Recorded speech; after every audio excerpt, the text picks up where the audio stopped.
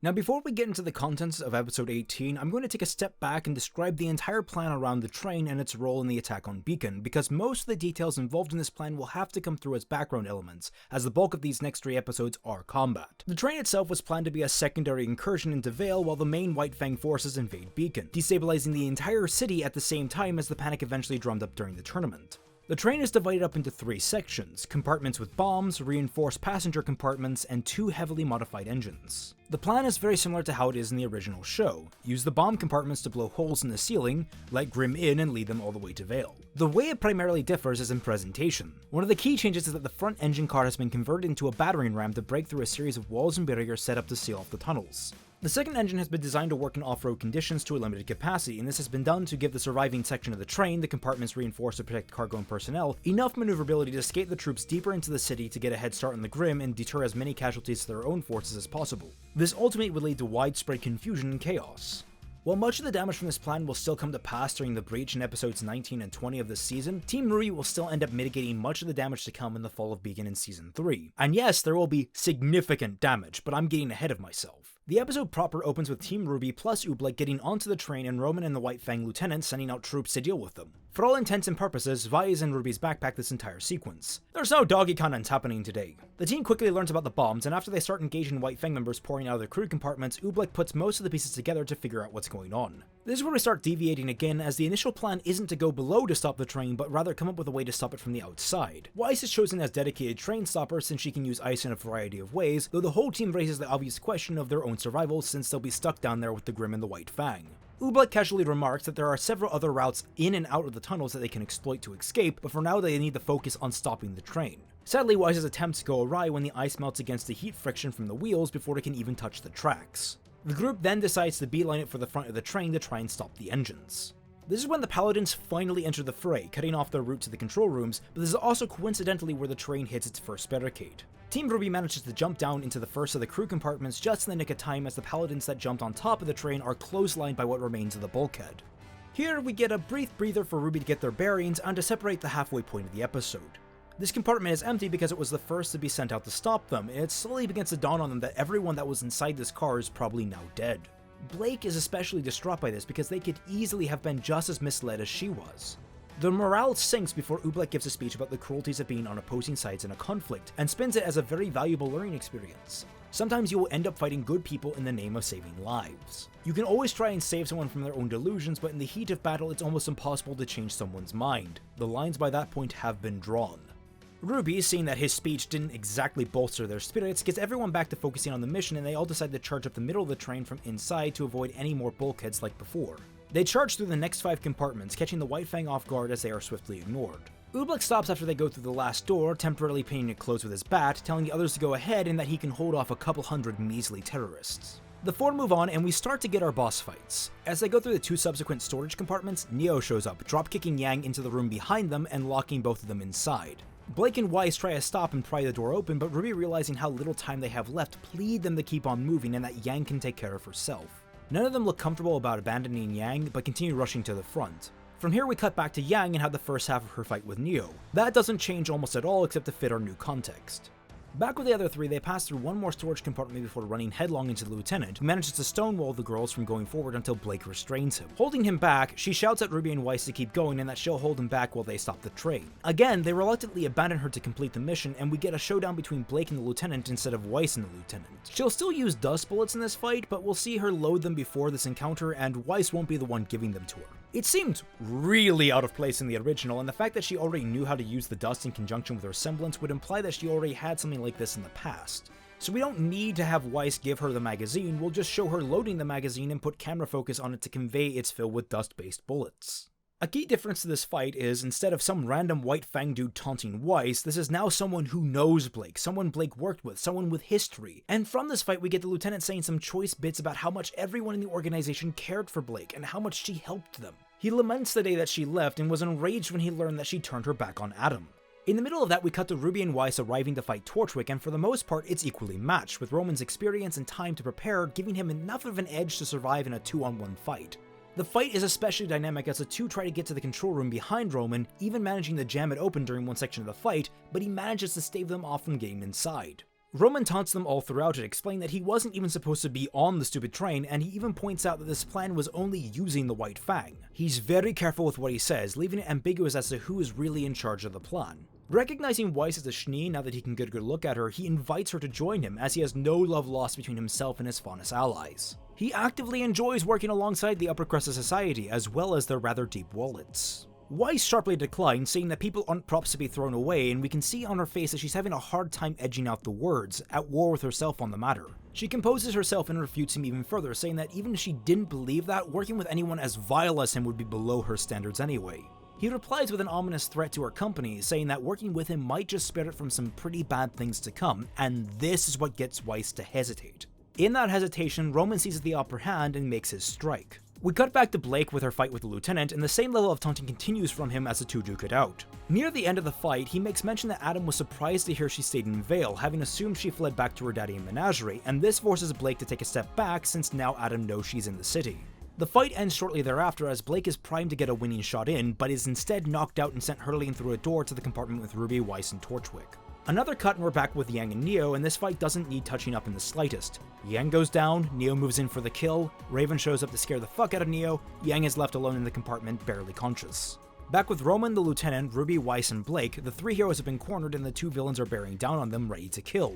Only for everyone to stop when they hear a bark. All eyes fall to Weiss, sitting at the control panel and nudging one of the control sticks forward. Roman blinks, muttering, "That's not good."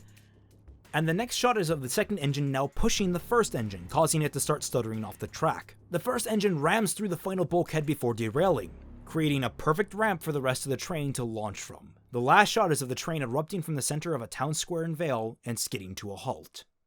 So here we are, the breach, and just like last year's finale, it's a 20-minute super episode. We open on John sleeping and getting his call from RWBY back when she had a weak signal. In actuality, the call had gone off, but there wasn't enough connection to make the call stick. John also isn't the only person getting the call. Sun, Coco, Ozpin, and Glinda all get similar distress calls. I mean, come on, this scroll technology either uses shape-changing plastics or hard light holograms. They definitely have a group call option, and RWBY would totally have a panic button group tied to that. Glinda, who is helping coordinate the huntsman going to Mountain Glen with Ozpin, turns to him and asks what that was all about, and for the first time we see Ozpin legitimately troubled. Ozpin immediately leaps to tell the huntsmen to quadruple their efforts to get to the Glen, thinking that Oobleck and Team RWBY are struggling or failed to save RWBY herself. Sunseam is bunking at the local police station for the night while on assignment, sharing a space with Team Cardinal, who incidentally snagged the same mission since there were 8 slots to fill.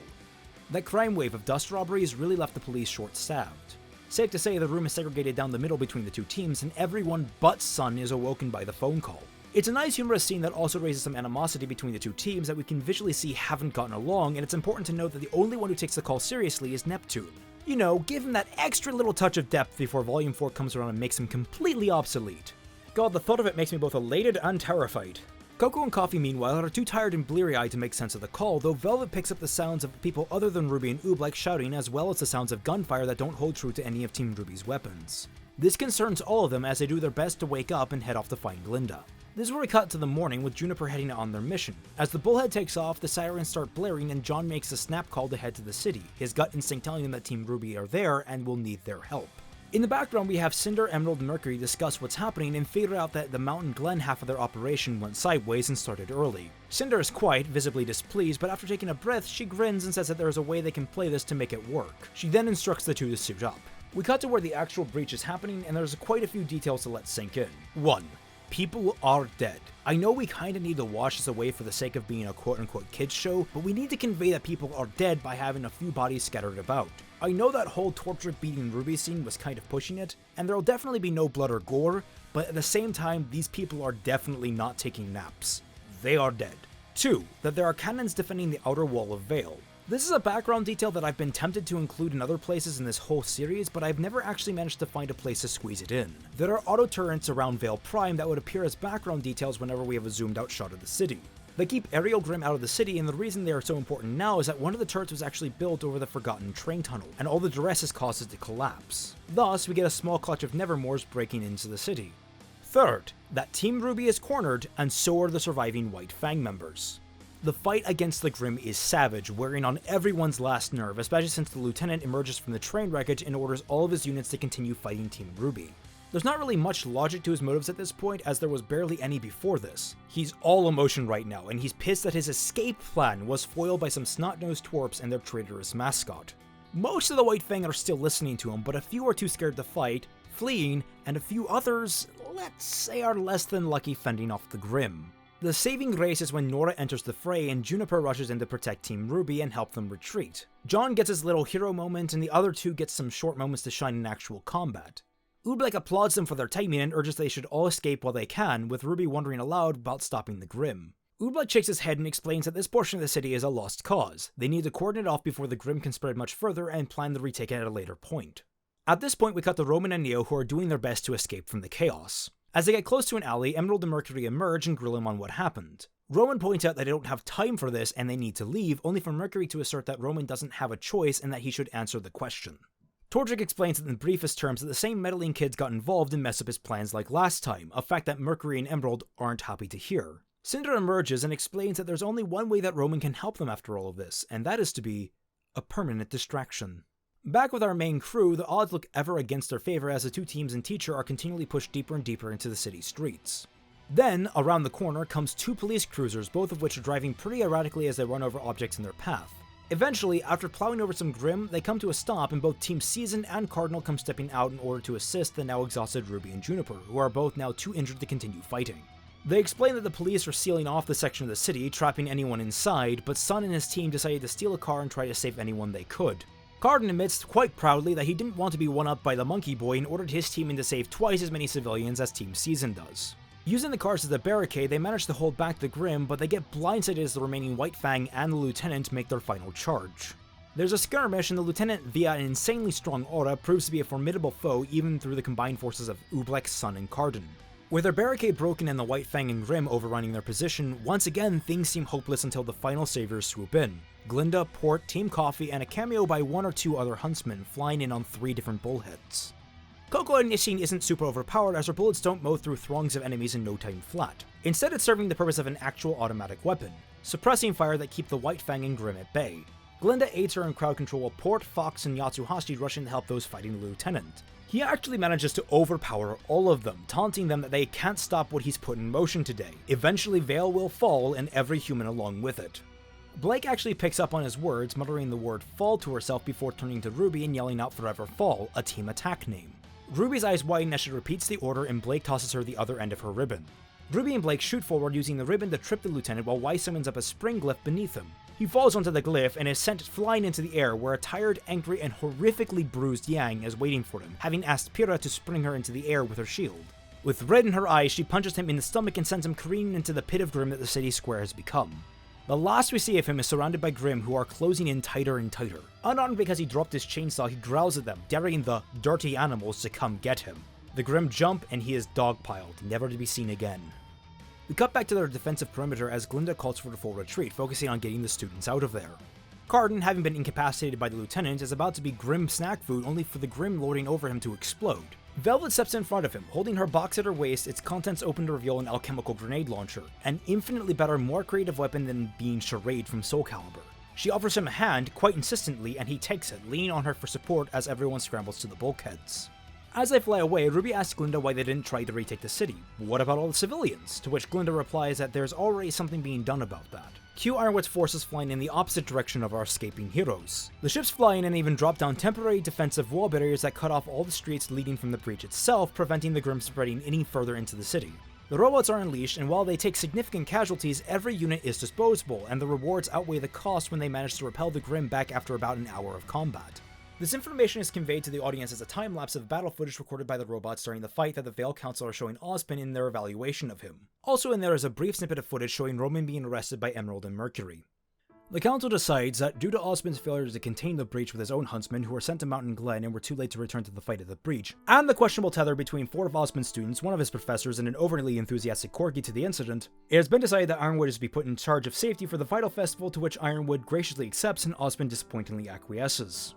After Ozpin and Ironwood share a few brief, tense words, we cut to Ironwood interrogating Roman. He gives the same song and dance as he did in the original, claiming to be the mastermind behind the whole plot and feigning that all of his plans have already failed. Ironwood, of course, doesn't believe him and leaves him to rot in the cell for a while, saying that they'll have plenty of time to talk. Back with Team RWBY, they're relaxing on Beacon's helipad looking over the city. They're distraught over how hard they failed, though Weiss points out that the authorities who recovered the train noted that one of the engines had been modified to drag the passenger cars outside of the station, meaning their plan was to lead Grimm deep into the city before anyone could respond. Ultimately, it was because of RWBY that the damage was nowhere near as bad, and whatever goal the White Fang might have had beyond simple terrorism has been foiled. Weiss means that at least the situation is over, but Blake disagrees, muttering how Adam now knows where she is. Yang is concerned that Blake is going to go into another anxiety spiral, but Blake shoots her a tired smile, reassuring the blonde that she knows she'll have to leave some time to take it easy here and there. But she also reaffirms that they need to get better. The lieutenant was physically stronger than Adam, but Adam was infinitely more cunning. If this is the damage someone less intelligent could do, she shudders at the thought of what Adam might be truly capable of, especially since she's no longer around to hold him back. She wants to be ready for when he comes for her. RWBY agrees with getting stronger, especially because she has lingering doubts whether the White Fang were initially planning to do is over. However, they're all tired and exhausted from the fight, and they all agree that a long night's rest is in order. We end on the camera pulling back to look at Beacon glimmering in the evening sunlight. In the after credits, we see Cinder, Emerald, and Mercury looking over the cleanup efforts on the breach, with Cinder watching the conference call between Ironwood, Ozpin, and the Veil Council. While she calls the breach unexpected, she also mentions there are some interesting possibilities now that it's happened, and she writes off the whole mess as a net positive. Emerald and Mercury talk about the loss of the White Fang lives and wonder if the White Fang will ever listen to them, only for Adam to step up and give the ominous statement that they'll listen to him. Cut to black, end of season. There we have RWBY Volume 2 fixed in the RWBY Season 2. Now what did this accomplish? Quite a lot actually, and like I said, the problems were more fine-tuned this time around, so it'd be a little harder to give broad strokes analysis to what is fixed. For one, Team RWBY actually took initiative with the information they've gathered, going to Ozpin as soon as possible instead of sitting on it until the plot fell into their lap. Character traits and arcs persisted more consistently between the two seasons as opposed to the original volumes where Yang went from playful fighter to being a serious one, where Weiss went straight from being a racist to not being one, where Roman went from completely incompetent to so competent he succeeded off screen. Most importantly, we fixed the breach and the underlying plan behind it, both of which were just an indefensible mess at the end of Volume 2.